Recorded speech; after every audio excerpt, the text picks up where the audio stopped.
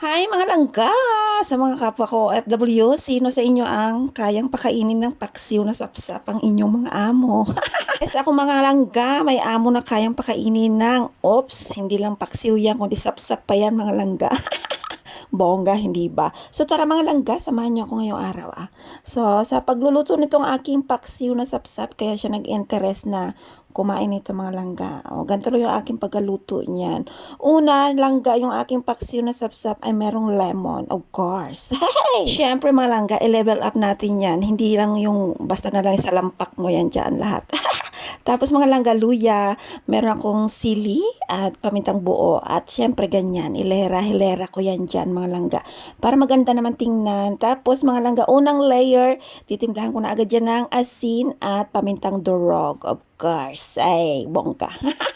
Tapos second layer mga langga, ulitin ko yung process ng unang ginawa ko doon sa pinakailalim ng aking kawali na pinaglutuan langga. Lagyan ko ulit ng mga kung ano-anong mga sangkap dyan. Bongga, hindi ba? Siyempre, luya, bawang, at tapos kung ano-ano pang gusto nyo i-trip ilagay dyan, bala kayo.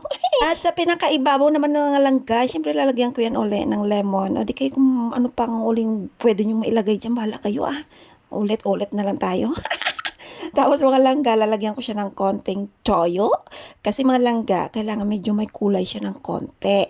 Para hindi siya maputla mukhang walang kakulay-kulay ang ating kinakain. Siyempre, lagyan natin yan ng mga kung ano-ano. Tapos langga, maglalagay ako ng mantika, olive oil yan langga, bongga, hindi pa. Pwede rin kahit cooking oil or taba ng baboy mga langga na try ko, masarap. Kaya lang, hindi healthy. Tapos langga, yung suka, ayan, nilagay ko. Ganyan-ganyan pagkalagay ko para hindi masira yung mga nilalagay ko mga asin, balansi ba yung pagkaluto mamaya. Tapos ayan na mga langga, isasalang na natin. So, medium heat muna yan mga langga Para naman pag kumulo na yan, ganyan, unang kulo niya. Takpan natin yan uli mga langga, tapos hinaan natin yung ating apoy sa pinakamahina. Tapos mga langga, syempre, wala pala akong nilagay niya tubig dyan yung hayaan lang natin yung isda na kusang maglabas ng tubig.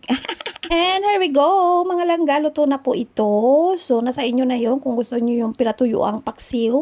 So, kay amo mga langga, ito talaga yung perfect na pagkaluto ng paksiw, yung medyo may sabaw ng konti. Kasi mga langga, ang partner niya nito ay lugaw. So, ang ginagawa niya yan, yung sabaw-sabaw na yan, hinahalo niya yan sa kanyang lugaw. Yun ang nagbibigay lasa, mga langga.